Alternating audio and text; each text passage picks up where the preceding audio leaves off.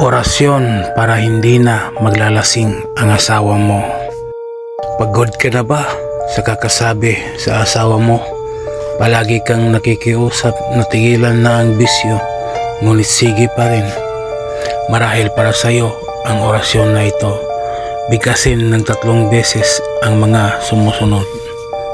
Sator aripo tinit opera rotas, nostre wabum cruz, nostre wabum cruz, nostre wabum cruz. Amen.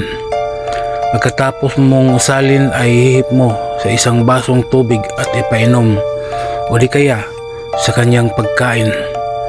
Gawin mo ito sa umaga at gabi sa tuwing siya ay kakain at iinom, hanggang tumigil na siya sa paglalasing.